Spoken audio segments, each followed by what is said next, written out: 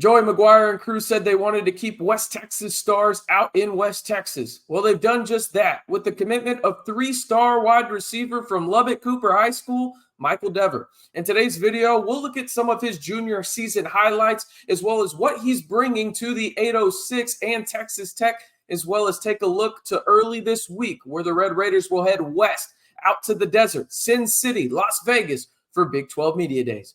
Hey, how's it going, everybody? It's RC Maxfield here for the Back to 12 podcast. I hope you and your family had a very safe, enjoyable July 4th weekend. I know we did here at the Maxfield household, going all over, seeing all of our friends and everything. But I hope y'all understand why we haven't put a video out here on the channel the past few days. But hey, we're going to keep you up to date on everything. So if you want to stay in the know, and we've got a lot to discuss coming forward in terms of position previews, breakout stars on both sides of the football, and guys that I think will have huge years within the Big 12. We'll have all those videos and more here coming up on the channel. So you're going to want to hit that like button, subscribe, and turn on that notification bell to stay in the know right here on the largest group of Texas Tech fans on YouTube in the Back to 12 podcast channel. All right, let's jump right into the newest commitment for Texas Tech.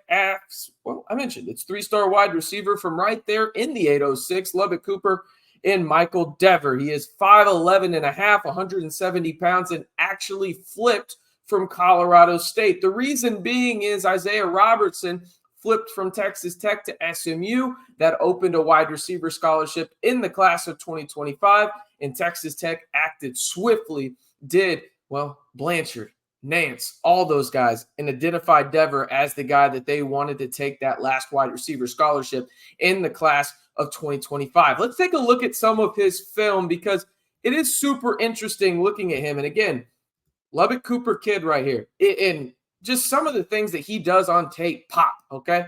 You look at this, just beats his man routinely off the line, great hands.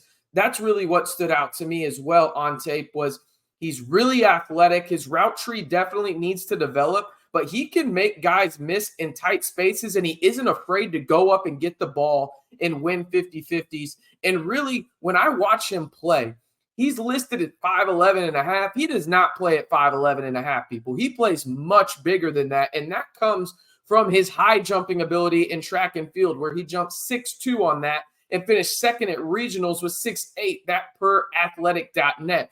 He also participated in the long jump. So we're talking about a really good athlete here, and you can see it with his ball skills, specifically when the ball is up in the air. Not to mention, he has really good run after the catch ability as well. That was something that stood out. And look at his ability to find space here. That tells you all you need to know about his football IQ stumbles. That happens right there on that highlight. But notice where he's being lined up as well. Inside, outside, making guys miss, going to the corner, going up and getting the football. There's a lot of good positive things on film here from Michael Dever as we get one last highlight in here. And just look at this. Cross the middle, makes a guy miss, goes up and get the football, right? Like, he's a guy that really stood out to me in the sense of there was a lot of people out in Lubbock that were surprised that he wasn't getting higher major offers, right? Again, previously committed to Colorado State, but watching him on tape, am I saying he's going to come in right away and be an instant impact wide receiver? No, but I will say this. I really like this ad by Joey McGuire and crew because he has a lot of intangibles you just can't teach, right? Like there's a lot of things there in the sense of his athleticism, his football IQ. You can teach a football IQ, but to have that base level to build upon, there's something there, right? And not to mention he has really good hands. I saw all over when he committed on the 4th of July weekend that he has the best hands out in West Texas, and some were even saying in Texas. To be fair, it was one of his coaches, but you notice it. He's very athletic, and he is a guy that you can go in and mold and really do a lot of cool things with, I think, in terms of maneuverability on the offense and use him as kind of a chess piece, right? It would not shock me if he's a guy you can put in the backfield, have him in motion, in the slot, out at the X, Y, whatever it may be. And I think there's some potential too where he can make an impact on special teams. So in terms of him being the last wide receiver to the class of 2025, I think that is a sensational get for the Red Raiders, considering he wasn't even ranked before this. And then, of course, it goes back to the old adage, you're not ranked, but then Texas Tech, you commit there, instantaneously you're ranked. I mean, it's that quick of stuff. He is a guy that I'm excited about. as one of those building block in terms of maybe not building blocks, but the potential to build with his skill set out in the 806. All right. As I mentioned, Joey McGuire and crew are, well, headed out to Las Vegas. And let's see who's going along with Joey McGuire.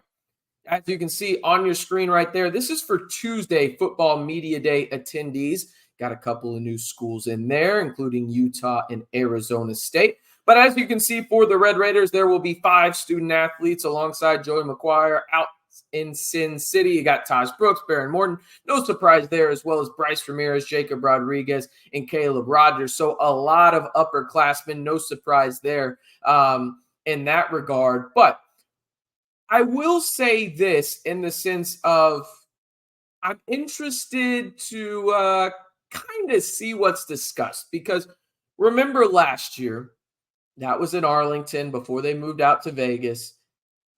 There was some hype there, right? Like there was some hype from Joey McGuire, and rightfully so. What is he going to say? Oh, my team's going to suck? Like, no, I mean, people can make fun of him for what he said, but also at the same time, I want a coach that's confident in the guys that he has on that roster. And Joey McGuire is arguably the most confident guy in the Big 12 when it comes to being a head man in his team. And I could make the argument, too, that he was right outside of the fact that Texas Tech last year had just an inordinate amount of injuries, okay? Not just at the quarterback position either. Like, you think about it, it felt like every game, 2 or 3 guys that were substantial players, whether it was on offense or defense, were getting hurt, okay?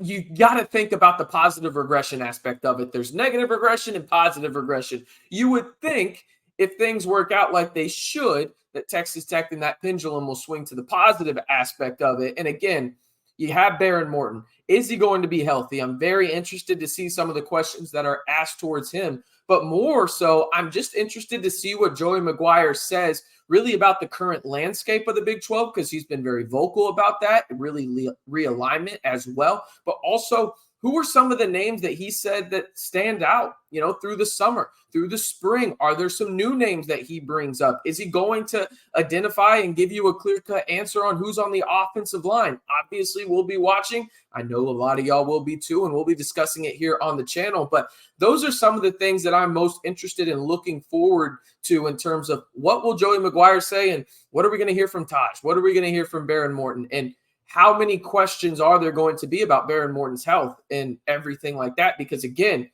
that is the most pivotal domino for the Red Raiders in 2024. If Baron Morton is healthy, I think their ceiling elevates into that 9-win region. If not, you're probably fighting for a bowl game, right? So I'm really interested to see what will be discussed, but as always, we'll keep you covered right here on the Back to 12 podcast. That's going to do it for today's video. One more reminder, if you haven't already, be sure to like the video, hit that subscribe button, and turn on that notification bell to stay in the know on all things Texas Tech football and men's basketball all year long right here on the most engaging and, most subscribed to Texas Tech YouTube channel. Over 10,000 strong. We're giving you daily updates when there's not holiday weekends, of course, but you know what to do. Hit that like button, subscribe, and turn on that notification bell right here on the Back to 12 podcast channel.